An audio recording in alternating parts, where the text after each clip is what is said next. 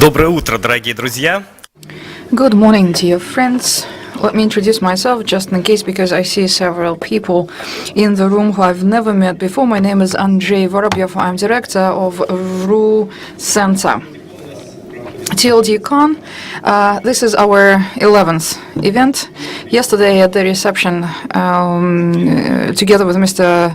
Romanov, we were joking about that because he was one of the founding fathers of this conference and of the RU Center as well. It took us 10 years for the conference to become the event that we envisaged 11 years ago. Finally. And again, finally, we have here people representing the community of the registrars, because the registries got on board pretty quickly, and they started to exchange experience at this conference, and then it took about 10 years for the registrars to finally see them here, for us finally see them here, to start exchanging experiences, to bring together, to bring closer the registries and the registrars. We start this event, as always, with a plenary session. All our key partners will be speaking during the session. After that, we will proceed directly, without a coffee break, into our first breakout session. Then we'll have lunch. It starts at 1 o'clock until 2:30. Tomorrow, lunch will be slightly later at 1:30. And tonight, there will be a gala dinner. Tomorrow, after we are finished here, a tour will be organized. If you want to participate, please go to the registration desk. We have never held a conference at the same venue, at the same location. We keep changing countries. We keep running from one city to another. Our conference went to the Caucasus, to Azerbaijan, Armenia, and Georgia. Last year's conference, the 10th anniversary conference, was held in Kazakhstan. It was an anniversary conference, and there was another reason for us to go to Kazakhstan. We wanted to discuss common issues that we, people, residents of the Eurasia region, will face. So I wanted to thank our Kazakhstan colleagues for the excellent organization of this conference, and I want to thank people who attended all 10 and now 11 conferences. We have one person who has been with us for the whole 11 years, so thank you very much as well. Today we will be thanking a lot Katrina Satraki and the Latvian registry for the sterling organization of this forum, and I understand I'm running ahead of myself and I'm anticipating things, but I will not tell you right now where we are going to have the next conference, but we are starting our Baltic tour. There are several options, right? Well, at least two on this side of the Baltic shore. There is also Kaliningrad. Kaliningrad, the region of Russia, is also on the Baltic, another option. In Russia, we only had one conference when we started the .rf .rf IDN, and this conference was not in Moscow, by the way. It was in Samara. Our directors at our registry change every 3 years. Sometimes it's the same director, the contract with him or her is prolonged, but we are now approaching a new cycle in the life of the Russian registry. In September, there will be a general meeting of the founders of our registry. It's our highest governing body, and this meeting will consider the candidates for the position of the director of the RU Center for the next 3 years. We are prepared for this voting procedure. We have a vision. The current directorate has its vision for the next 3 years, obviously, and today I wanted to share with you the highlights of that vision, what we think about the RU Center's development, whether the founders will agree with our vision. We don't know yet. Sergei Grebennikov is here. He is head of RADCIT, the Regional Public Center of Internet Technology, is one of our founders. It's the oldest founder, actually, of the RU Center, so maybe he will have an opinion after our presentation. Today, you will be the first to see our vision for the next 3 years of the RU Center. Even the founders have not seen it yet. So let's get ahead with the presentation, I guess. Can we have it on the screen, please? So yeah, new strategy for coordination center. We have a strategy. It's called the priorities of the RU Center's activities for the years 2017, 2019, the last 3 years. It's just that in 2016 we started working on the strategy, and it took us a whole year to get it approved by the founders and other stakeholders. So the strategy was adopted not for 2016, 2018 as was originally planned. We had the strategy adopted for 2017, 2019, and but times are changing. Things are changing very fast. So now we generated our vision of the next 3 years. Like I said, the main priority, one of the main priorities of the registry is to develop the domain space. It must be developed in accordance with the rules and practices of the international community. Here on the slides, I don't think you'll find there anything new or different from what other registries are doing, but one interesting point here is data normalization. There is a task force, a working group containing people from the registrar community and ministries and departments of the government interested in getting accurate information from the Who is a service. So we now have a plan of action for the rules for the technical center of the internet, and it's part of our job too. Our coordination center is already thinking about data normalization, and maybe Alexei will touch upon this topic in his presentation. Personal data privacy is on everybody's mind these days. I'm glad that we are today in Latvia. Latvia is a member of the European Union. We can now discuss how GDPR has already affected the registries and the registrars. So the perspective of the Latvian colleagues will be the perspective of an insider, because in Russia we're still discussing, we're still not certain how this will affect the registries and the registrars. For us, it's still more of theory than practice, but today we will have a session where we will be able to discuss GDPR in greater detail. One separate item on our agenda is the stability of the Russian segment of the internet. We used to be shareholders of the coordination center ourselves, and we had a direct impact on its activities, and we did not formalize, institutionalize many of our aspects of activity. But now the Internet Technical Center is a different organization from us. They were divested from us in a way, so that's why we have to formalize many of their activities and procedures. But there are many things that not the Technical Center of the Internet was doing, but actually it's the MSKIX, an important internet exchange that services the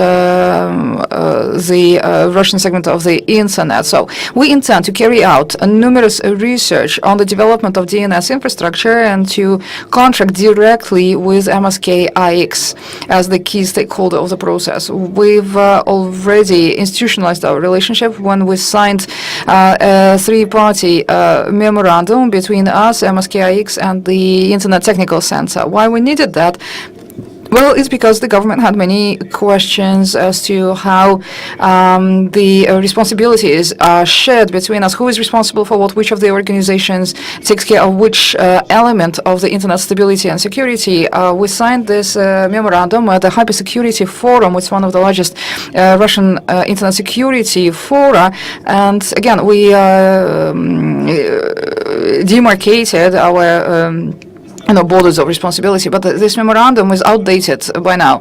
That old agreement is out of date, but now there is another tripartite memorandum between Rostelecom, the Ministry of Telecommunications, and the RU Center. And this document is the high-level document that governs today our responsibilities and obligations. So we want to further these relations and to continue to support the Russian segment of the internet.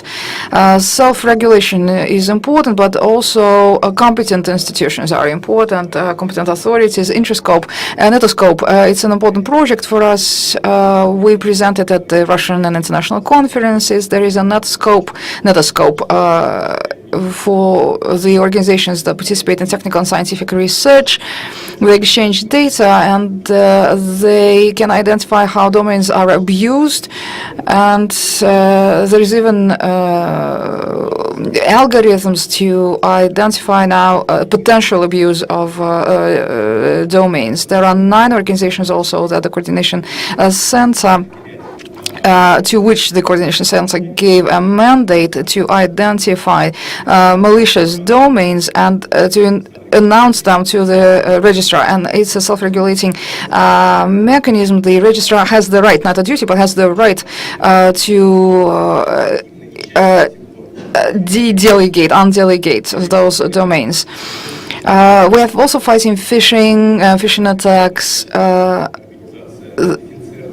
The Financial Research Center of the Central Bank of Russia is one of our accredited agencies, and most of the requests from the registrars are going to that accredited institution. Among other competent institutions that we accredited is Bizon. It's a subsidiary of Sberbank. Sberbank is the largest bank in Russia, and Bizon is also fighting phishing and phishing attacks. Our self-regulating mechanism works, it's good, but it's only limited to .ru and .rf, the national IDNs. But phishing websites, they emerge everywhere in all domain zones, and central bank representatives have already approached the Russian parliament. They are suggesting that a law is adopted to block the phishing domains in the out-of-court procedure at the application of central bank, at the solicitation of the central bank to Roskomnadzor. It's a Russian service of telecom security. So if this new procedure is adopted, then we will have to review our own procedures, because right now what we are doing is not regulated by law. It's we're doing it, we're acting in accordance with other laws rather than with a specific law. We are still blocking child pornography, though, because our mechanism of blocking turns out to be faster than what the law is capable of achieving, because according to the law, there are 3 days for the hosting provider to address the customer, to contact the customer, and to demand that this violation be stopped. But through our procedure, we can act much faster. And for the phishing attack, it is also very important that we respond on a timely manner without delay. So even if perhaps this new law, draft law, is approved and becomes a law, and there is this new procedure that government authorities can follow, probably we will also keep our own mechanism to block off phishing websites. Another thing, of course, many of the Russian government authorities would love to expand the internet security mandates. We have already had requests from Russian alcohol and liquor regulation service. The Ministry of Healthcare has already contacted us, so they want to be able to block themselves all the websites that sell counterfeit drugs, or like this alcohol service, the websites that sell counterfeited alcohol. The Moscow city government also contacted us. They also want to be able to block themselves the websites that issue counterfeited residence cards. So we used to be thinking only in terms of computer crimes like DDoS attacks, phishing, and similar stuff. But when the Russian tax service approached us, and they too want to be a competent organization and to have the powers to block websites and e-commerce stores that do not use online cash registers, they want to oblige e-commerce stores to buy those online cash registers. Well, maybe we should be more socially responsible in a sense and concede to those requests. Or maybe we should stick to our position and think that those mechanisms should only be available to fight computer crimes proper. So there are a lot of debates and discussions going on inside the coordination center and the presidential office and the tax service, like I said. At all levels in the government, people are discussing those possibilities, and today we are going to have a session on the responsibility of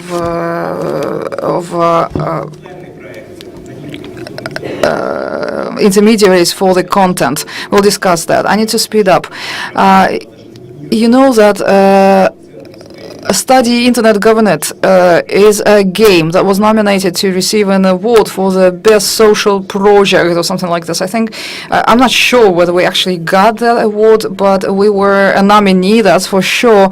So we have a lot of different educational projects. Apart from this one, there are some of our own to increase the internet literacy. We also support the projects of other Russian public institutions and non-governmental entities that aim at involving the youth into the internet development and governance, and to improving computer literacy, computer skills. The territory of sense, it's a special forum for young specialists. And as a result, there is another project, Digital Region.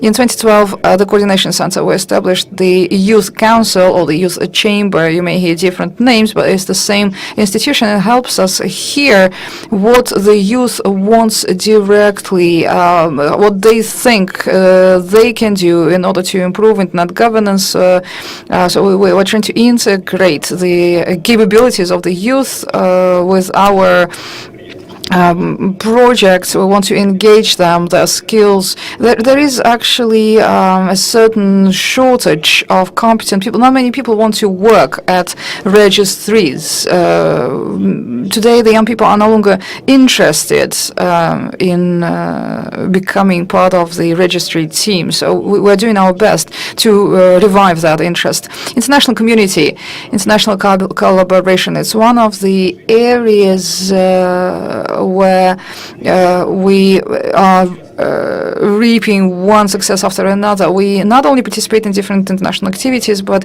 we are also bringing international events to the Russian soil.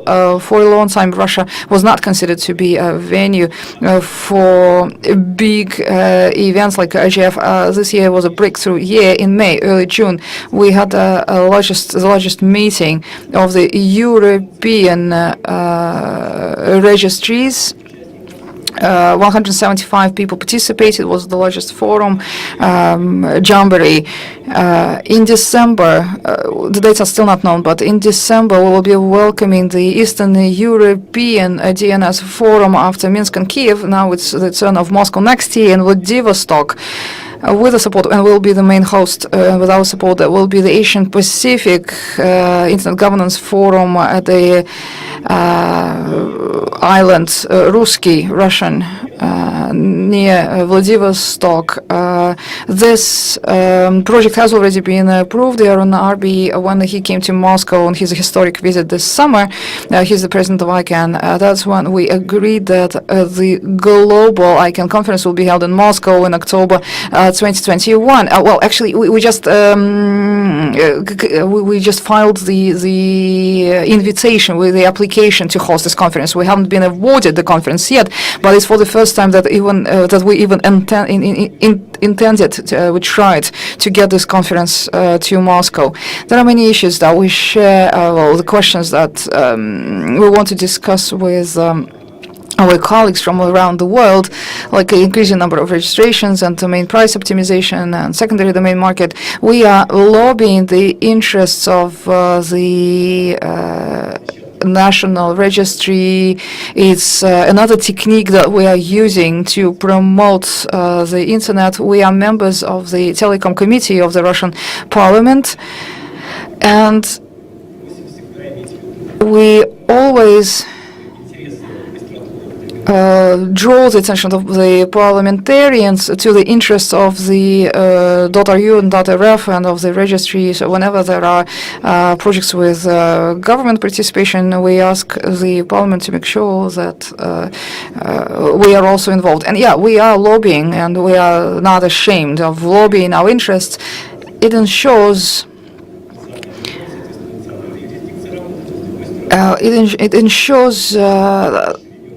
that we are constantly expanding our presence in the life of the Russian community.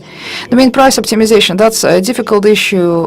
By the way, you know that in July last year we increased substantially the price of the registration for the registrars. It affected the end users to a minimal extent. Some registrars didn't even change their fees. It's just that they increased it earlier, actually, before we increased our prices. Since then, the market changed somewhat. We believe that domain portfolios and domain investors are optimizing their portfolios. We see that there are other reasons, economic reasons, for the decline in registrations. Many people start to try to save in the registration of domain names. The companies that hold 10 or 15 domain names, in the past, they would be using 3 or 5 domains and they would be just paying for the another 10 domains. They were not using them, but they kept them. But now companies are trying to optimize their expenditure as well, and they're getting rid of the domains that they were not using. However, this trend seems to be changing again. The pendulum swings to the other side, and today we see a slight increase in the number of registrations in the .ru and .rf. Speaking of the secondary market, we have not yet launched registrations of domains according to the new rules. The technical center is working on final adjustments of the procedure, but we're already thinking about establishing a centralized auction for the domain names, either at the technical center or at the coordination center. But it's just an idea or several ideas we're working on. We have not yet even established a working group, but there will be one. One of the working meetings instructed us, at the presidential office, they instructed us to focus on the uptake of the secondary market. In conclusion, I wanted to share with you some good news.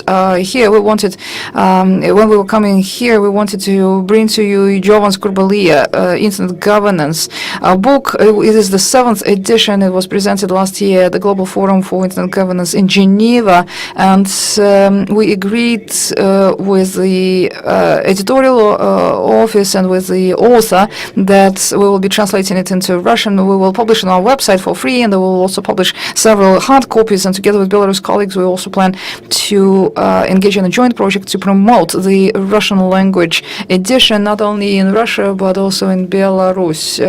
But most likely we will be discussing that at Belarus IGF, that, as always, will be taking place in early October in Minsk. I'm done. Thank you very much. I took a lot of your time, but if you have questions, I'm ready to answer them. If not, then I'll pass the floor to the director of the Internet Technical Center, Alexei Rognev. He's the main partner of the conference. And Alexei, would you care to step out to the podium?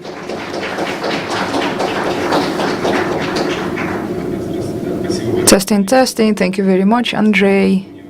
I'll see how much time is left. Okay, not much. Not much.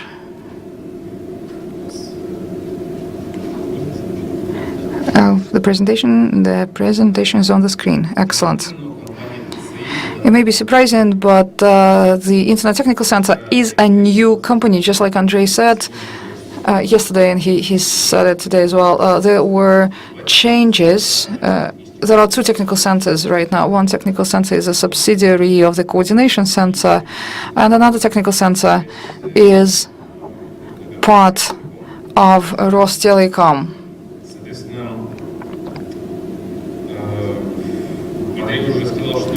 Andrei has already said that in 2018, the Ministry of Telecom and the Coordination Center and Rostelecom signed a memorandum to expand cooperation. The main objective of this memorandum is to strengthen the positions of the ministry in the market, in the industry. Until that time, the ministry's presence was not very pronounced, and More business factors are also having an impact on the domain industry. Rostelecom is a big player and a stable player, and it's a huge piece of business as well in the market. Another reason for this agreement is to ensure greater reliability of the DNS system. Pretty quickly, a specialized company was set up, the OOO Technical Center, the limited liability company technical center, and the public company technical center shared its mandate with the limited liability company. People were migrated from the public company to the limited liability company, and basically there was a smooth transition of the duties and obligations from one entity to another. Right. .ru and .rf. Country-level domains, they are one of the leaders in the ratings. .ru is in the 5th place, and .rf is in the 1st place among IDNs. And .ru is 5th among CCTLDs. So that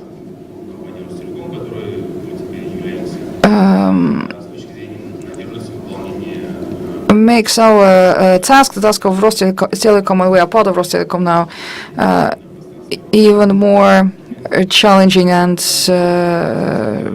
responsible. The technical center also supports .deti and .tatar, the GTLDs that we have in Russia, .children and .tatar. So basically,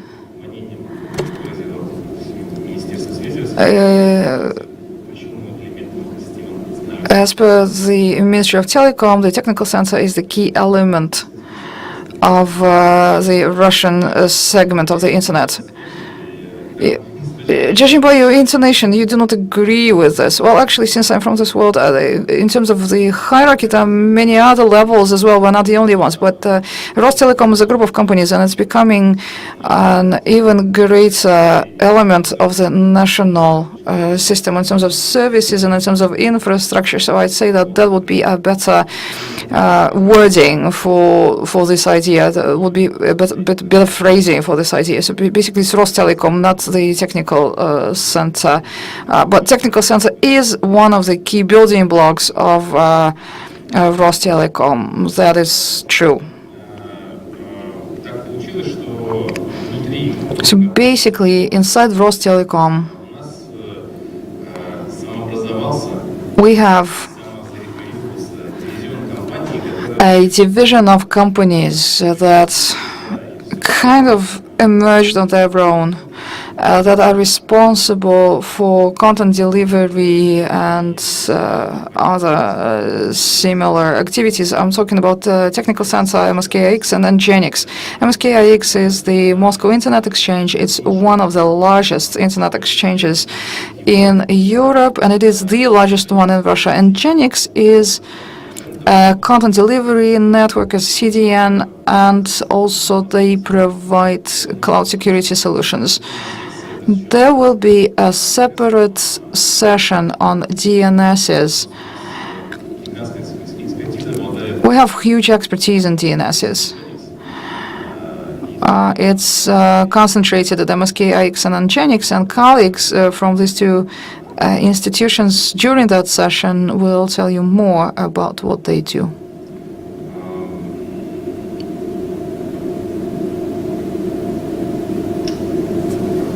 We'll skip that slide. Well, actually, yes, that was a slide on with the information about the company. Our main objective is to ensure stability of the internet and to provide services to registrars and to ensure, security of the domain industry. Thank you. Thank you very much, Alexei. And you saved us so much time. You skipped the strategy, although your strategy is also for 2021, isn't it?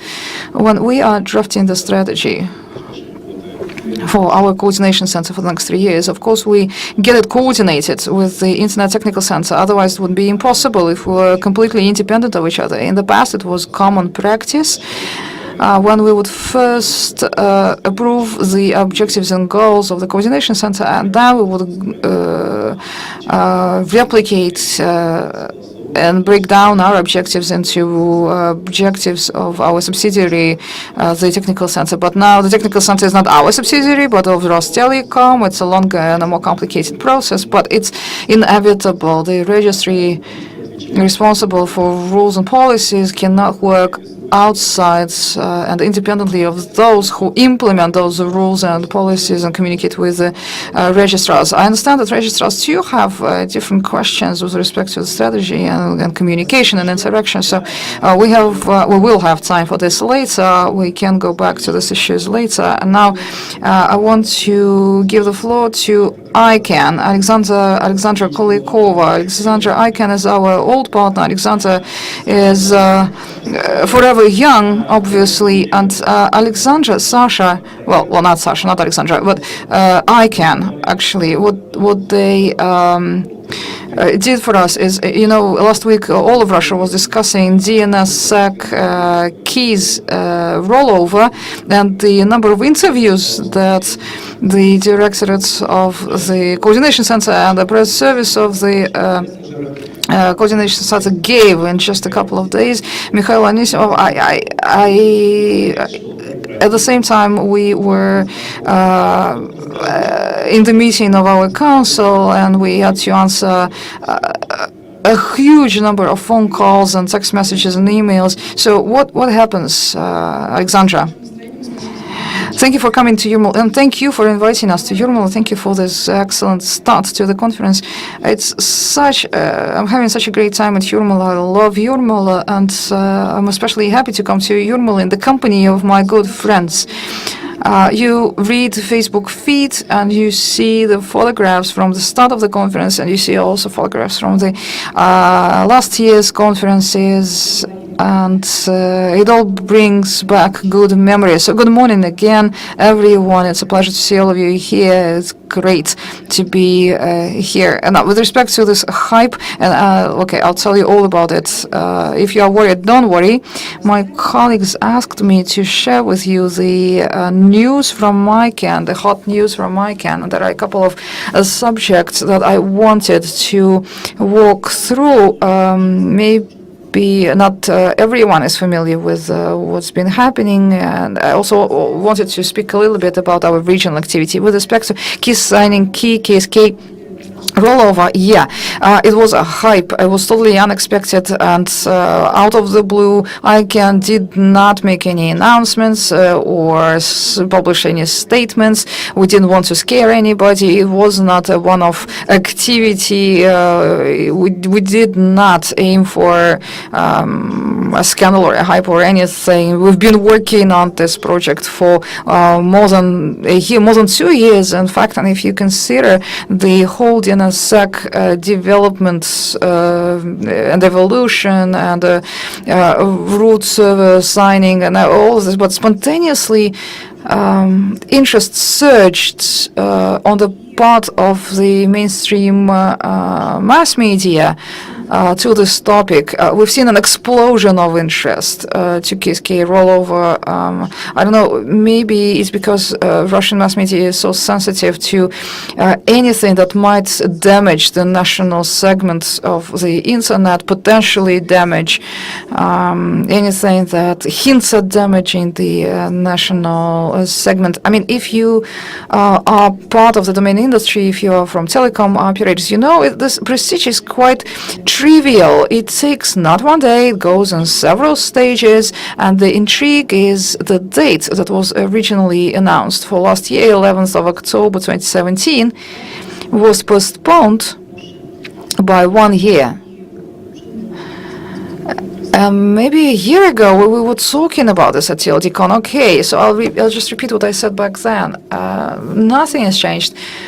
We are pretty well prepared. This last year we spent to study the technical side of the project. We wanted to consider whether we could potentially reduce the number of users that could be affected by the key rollover. I will not go into technical details. I think most of you are familiar with them anyway. What we found out at the moment, about 8,000 validating resolvers are not changing the case key of 2010 to the new 2017 KSK. Those are the resolvers that we know about. They are using a fresh RFC that enables them to get this information. And not all resolvers are operating under this new RFC. So even this number is approximate. What makes things even more complicated, we don't know the exact number of users standing behind that number of resolvers. So we have only approximate figures. We think it's about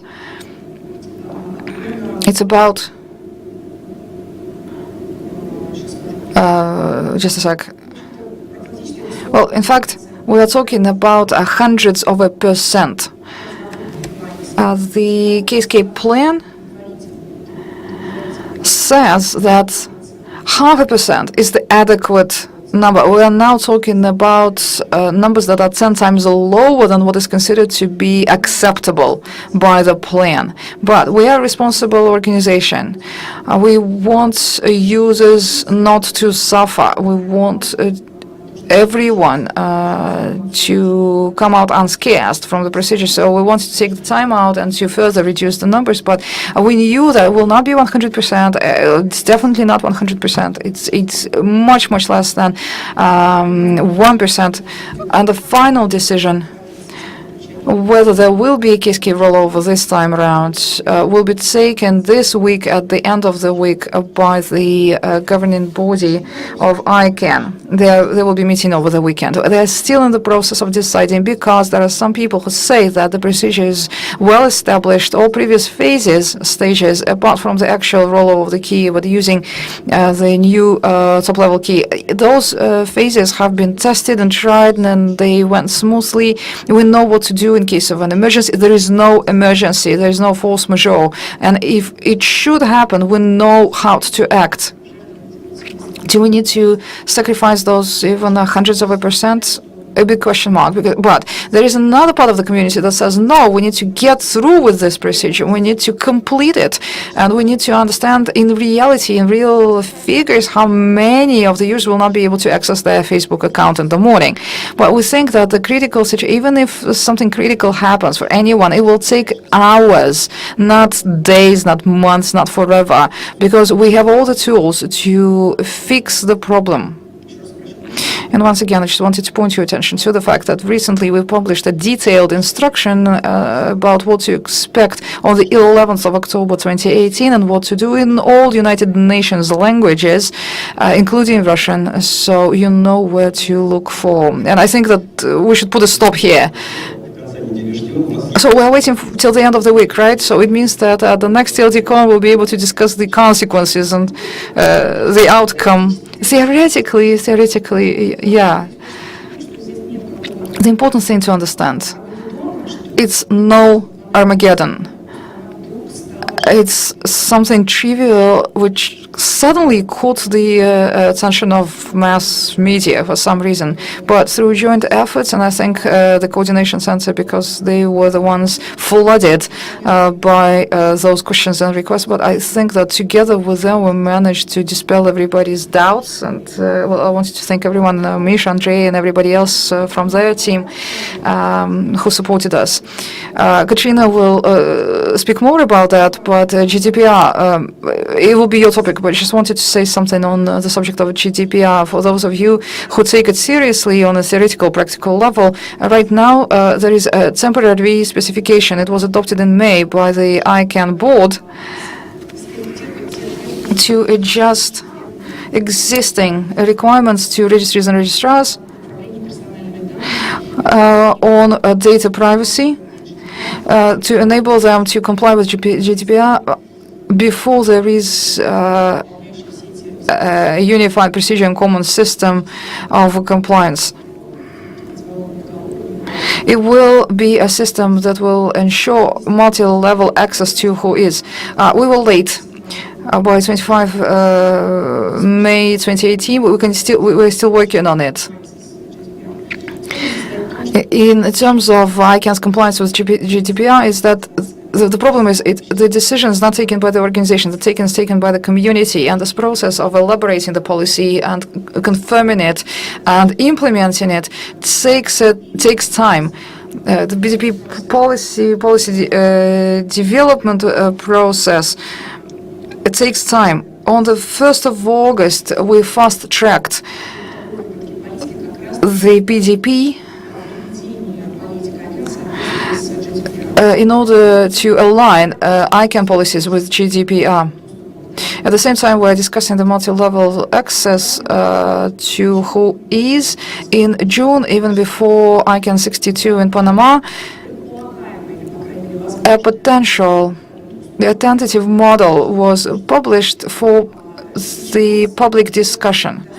Right now, there is a next iteration available, another version available that incorporates some of the comments that we've received from the community, and the main issues of concern are, I've been looking for the Russian word, I'm not sure what it is, eligibility.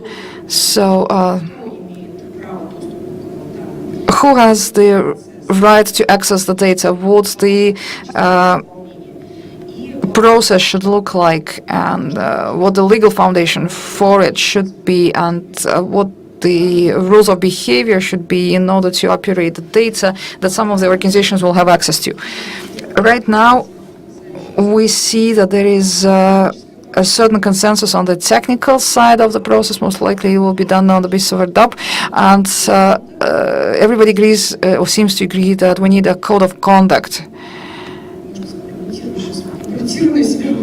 A code of conduct is an abused word or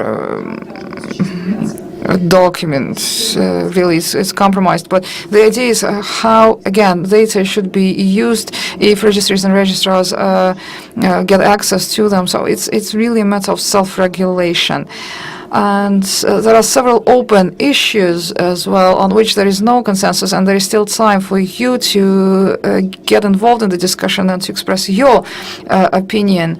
So one of the open questions is the organizations that will get expanded access, advanced access to WHOIS data, such as law enforcement authorities or researchers in security, maybe lawyers who are taking care of IP rights.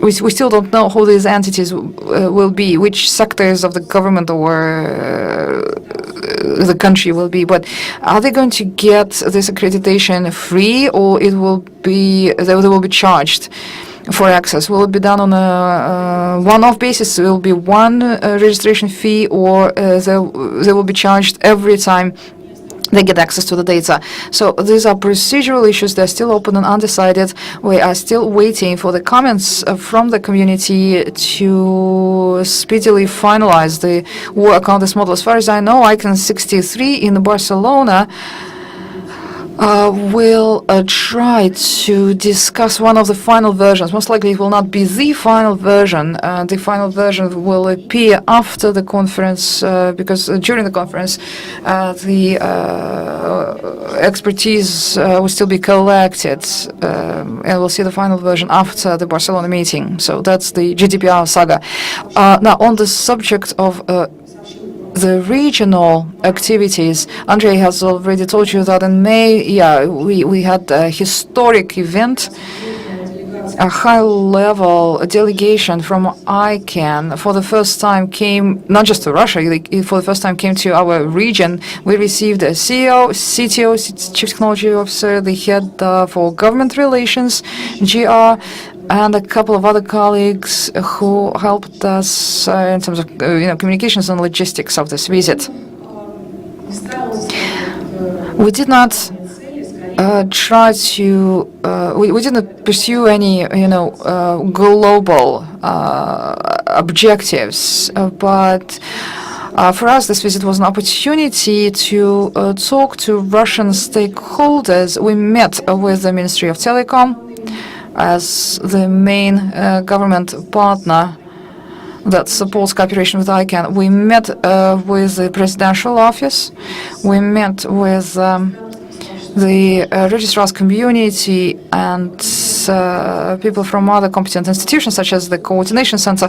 It all took place at RAEC, and we wanted to thank RAEC and RACIT and other colleagues. Of course, it doesn't mean that we were able to embrace all possible stakeholders. The visit was quite short for objective reasons. It was shorter than we wanted it to be, but it was a good start anyway. And one of the results of this visit was the announcement of the Eastern European DNS Forum in Moscow. In 2016, we went to Kiev. Last year, we went to Minsk. And this year, the 4th and 5th of December, please come to Moscow. You are welcome to come to Moscow. We'll try to make this event a memorable one.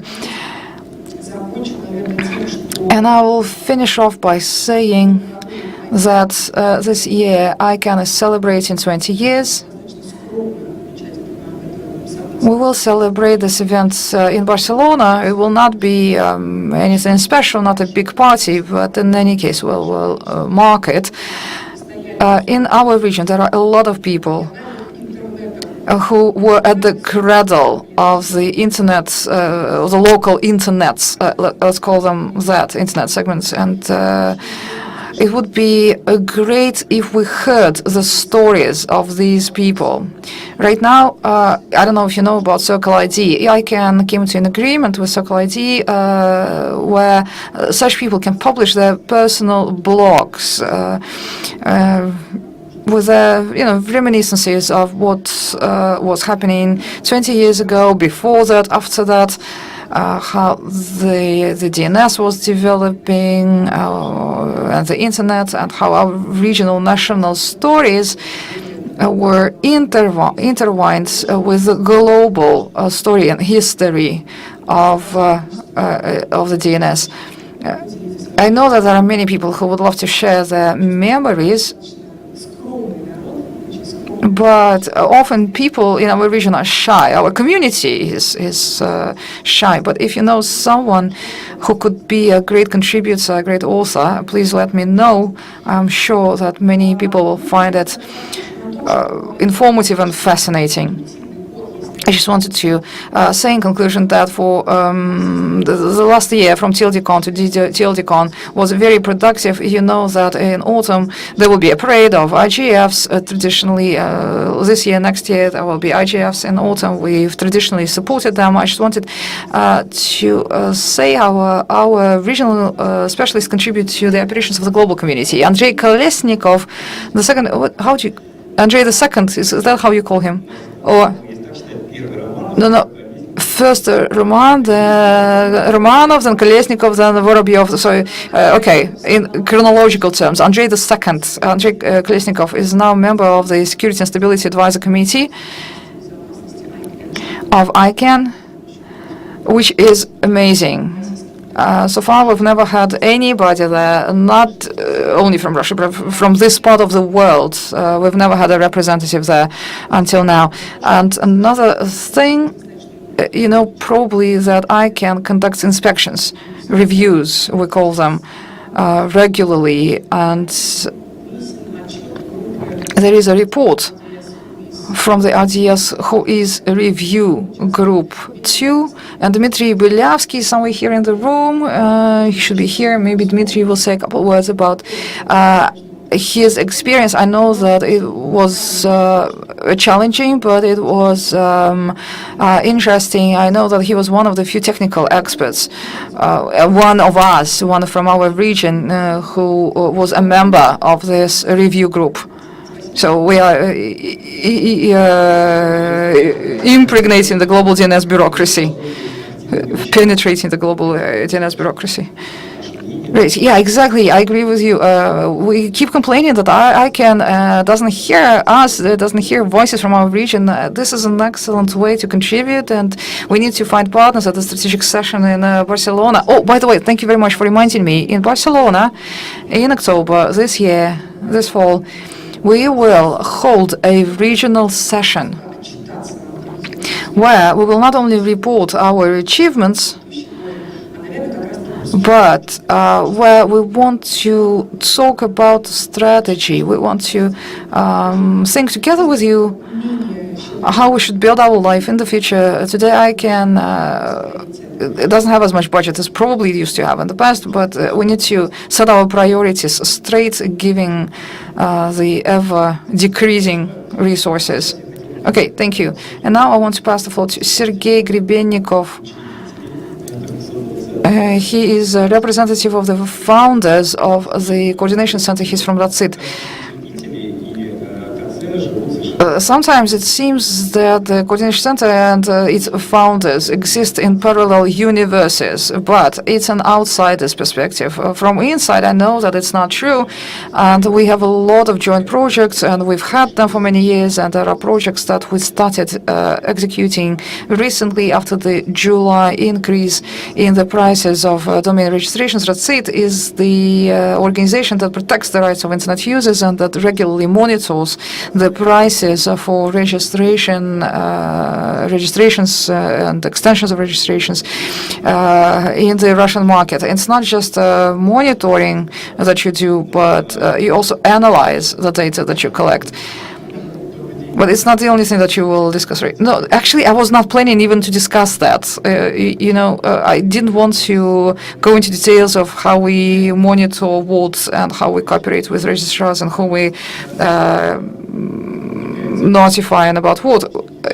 Ratsit is one of the founders of the coordination center. In fact, Internet in Russia was developing even before there was ICANN, even before there was the coordination center. Russia already had Internet.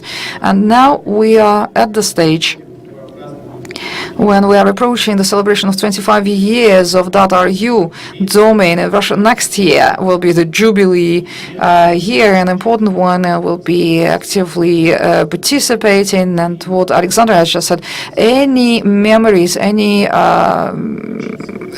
perspectives on the evolution of the Russian internet, I'm sure will be welcomed not only by Alexandra, but by us as well. Remember there was this big celebration that we had for the 15 years and 20 years, and we also had big content projects during those years for those who developed the internet. It was the internet figures that we celebrated in Russia, and I'm sure that we will organize a similar big celebration for the 25 years.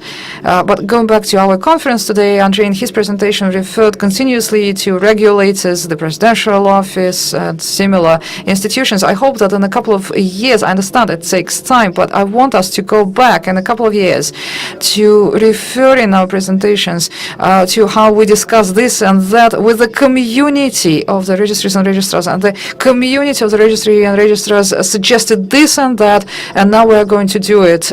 Of course, the government is the regulator, but we work for the users, we work in the market, we work with the registrars, and big money is made in this industry. So we need to hear the voice of the business, and we need to hear the voice of the users, not only regulators. World is changing.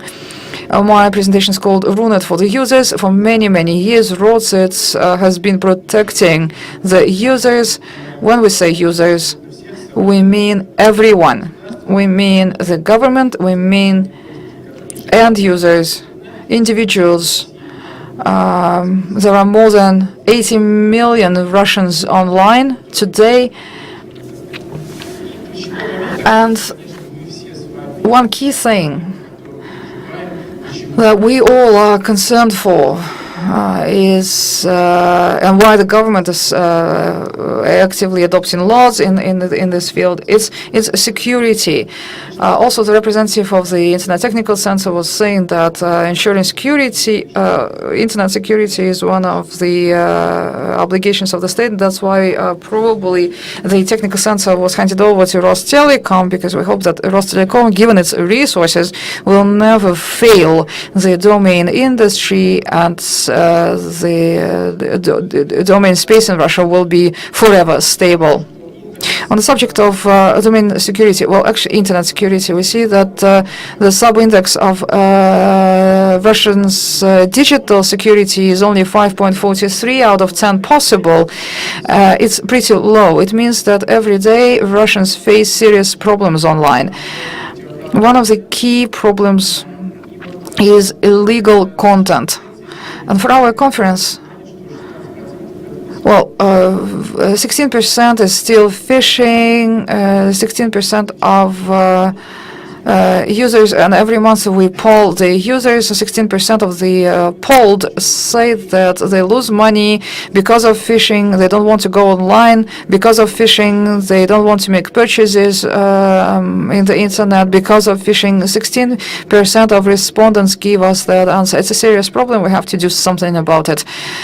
There is an Institute of Competent Institutions, and I will tell you about it a bit later. So it's one of the initiatives that we will promote in order to respond to this challenge. But there is another initiative that not many people will like, actually, I think, but it's an initiative that will allow competent institutions to block not only things that are illegal according to the law, but also what competent institutions believe to be bad for the users. Like one of the possible areas is e-commerce. Every day we see new e-stores popping up that exist only for a day, in order to swindle the users, and it's impossible to block users. I know that in the Netherlands they have a similar system. I think we'll try to bring the same system to Russia as well. Speaking about illegal content, we know that more than 9 million resources resources are blocked, according to In Hope. We think that they are illegal, and not just us that think, it's not just us who think that those links are illegal. All members of In Hope believe them to be illegal. About 5 million of them are in .ru, about 800,000 of them are in .rf. This is a serious responsibility for the coordination center. This is our registry, and it's the coordination center that's ultimately responsible for the Russian domains. Well, going back to this idea of competent organizations or competent institutions, RADSIT is one of such organizations. We constantly cooperate with all members of the market, but this cooperation is not enough. Today, the domain industry is in the focus of attention. Sorry.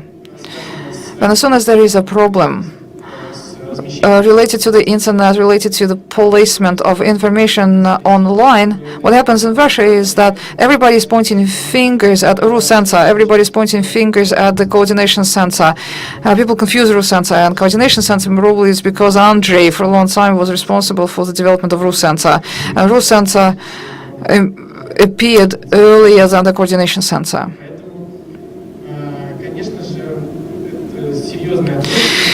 So again, this is a lot of responsibility, and we must help each other.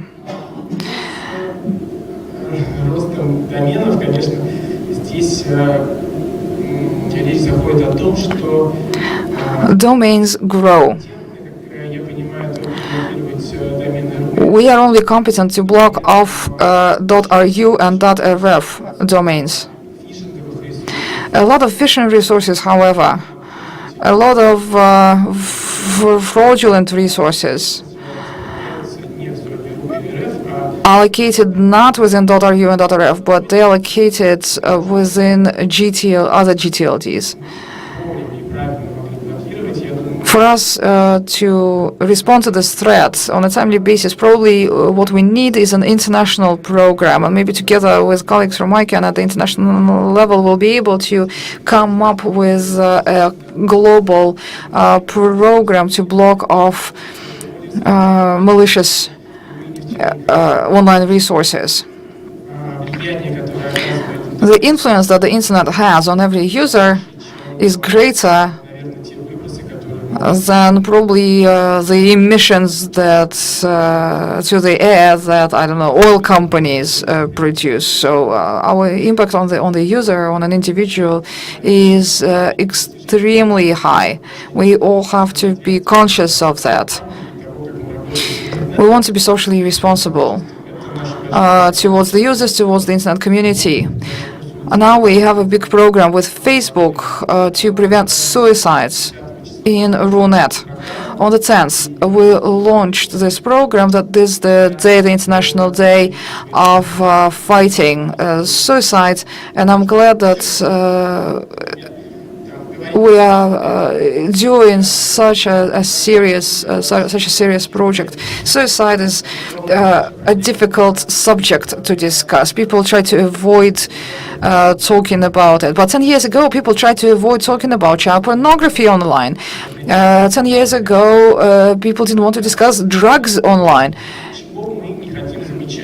Yes, I understand there are certain social issues that people would prefer to ignore, perhaps, not notice, but we must stand together and fight against them. Thank you very much. This is an interesting initiative, and the next session will be on the domain industry and responsibility for content. We understand that blocking domains is the least efficient method of blocking, but it's the simplest one. It's the simplest and therefore is the least efficient. We just remove the address plate, basically the address tag, but the content stays, it remains there. But it's the simplest way, and everybody is trying to take the simplest approach. In Russia, this is a very relevant problem. In Russia, the government people think that if the resource is blocked, the issue is dealt with. No one is trying to find people who published this content. But then this content goes on, it moves to a different place, and that's it. Okay, there is something that I forgot to mention, and of course the user is ultimately responsible for what we are doing online, because we are the ones who click the buttons, who hit the links, who surf the internet. The higher the computer literacy, internet literacy, the less problems we'll have online. So, internet governance. This is an important book. It should be on everybody's, night table. It should be everybody's reading before they go to sleep. Katrin, you're next to speak. Always happy to hear you. Thank you very much, and I wanted to thank colleagues who left a lot of time for my brilliant presentation. Well, we can start our next session. Well, Alexandra has already announced that I was going to talk about GDPR, so it means that by the gala dinner, I will have finished. It's my pleasure to welcome you here in Jurmala. As you may have heard already this morning, this is the 11th TLDCON conference. For me, it's the 10th. Somehow I didn't go to the first one. Now it's too late to change anything, but that's the fact. And, I've seen the organizers suffering every time, thinking, where to go next? And every time they try to come up with a great place. And since the very beginning, I suggested, you can come to Jurmala. I even sent pictures from the beach, and they said, no, we want to go somewhere really warm, to have a nice swim in a warm sea, and enjoy sunshine and everything. So I stopped even suggesting coming here. Nevertheless, last year I said, what if we come to Latvia? And I must say that together with all those glaciers melting and sea levels rising. So TLDCON coming here, it's the surest sign of global warming. So I'm really happy to see you all here and welcome you to Jurmala. Of course, if you look outside, there are not many people swimming, so probably you're a little bit late, because a week ago it looked like that. You couldn't even drop an apple. But if you look at the bright side, next week it will look like that. So probably you should enjoy while it lasts. And well, for me, our sea. Okay, when I was a child, I was swimming all day. I could swim all day long. But now, when I look at the sea, at any time of the year, it looks like that. Unless it's 26, 27 degrees warm, so I do not go swimming. But I know that people do swim in this sea, and I know some of you already did that. So great. But again. Jurmala is the largest spa resort town in the Baltics, with 24 kilometers of sandy beaches, so you can have a really lengthy walks. Enjoy weather, cold weather or global warming. But if I look back in the history, I understand why our ancestors, when they looked at the sea, they thought, okay, we should go for something warmer. And this is Duke Jacob, Herzog Jacobs. In 17th century, he decided, we need a colony, because if you want to have a nice swim, so you need a colony. So he had Tobago. So probably we're the smallest nation in the world ever owning a colony. He also bought some land in Gambia. Of course, our colonial past didn't last long, luckily, nothing to be proud of. But on the other hand, I must say that it would have been nice to manage not only .lv, but also .tt and .gm to help our friendly nations. But they're doing pretty well themselves. Another thing that we're really proud of, and I have to tell you that I'm really proud, always try to thank my wonderful colleagues who really dedicated and committed to the work to maintaining the registry, to making sure that .lv is always up and running. We're only very proud of our country, and our flag actually is one of the oldest in the world. Only Danish flag, Christian. Only Danish flag is older, so ours is second oldest. I see many people here are wearing jeans, so you probably know the guy Levi Strauss on the left. Do you know the guy on the right? Jacob W. Davis. Oh, this is that's horrible. You're wearing jeans and you don't know the guy. This guy was born in Riga, and a Jewish family, local Jewish family, but at some point he decided to emigrate to the United States. And there he worked as a tailor, and one day a woman came to him and started complaining about her husband, saying that that guy, every time I buy him trousers, they're gone. Really, they do not last long, so please do something. And yeah, the guy said, okay. So he came up with the idea for those rivets to reinforce the most fragile parts of the trousers. And then he also contacted Levi Strauss and suggested that they together file a... Yeah, exactly. So Levi Strauss already had a very good company, but yeah, together they patented the thing, and so that laid foundation of jeans as we see them today. So I say that jeans also, to some extent, come from this area. Actually, the history says nothing about the woman who came complaining to Mr. Jacob, but I'm sure that she was a Latvian too, because any other reasonable woman would have changed the husband, not just think how to make better trousers. So Latvian women try to fight, and they always try to improve things.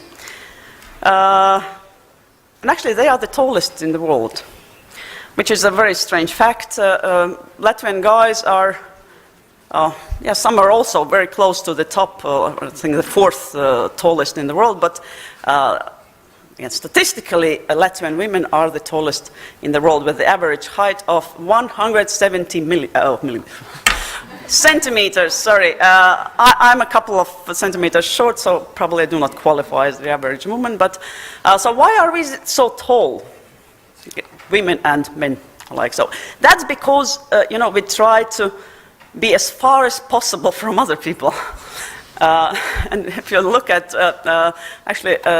Latvian, not so long time ago, I think it was this year, there was a book fair in London, and a Latvian writer introduced a series of pictures about introvert Latvian writer. But that actually applies to all Latvians. We are very, very introverted. So probably one of the most introverted nations in the world. But at the same time, we do like celebrations. And again, another story goes that in 1510, the first Christmas tree was decorated and then set on fire, but that's another story. Decorated in Riga. And actually, if you go to Riga, you see there is a spot, a market. That's the place where the first Christmas tree was decorated. Of course, Estonians claim that, no, that's not true. We were the first one, but they are lying. Trust me, that's definitely lying.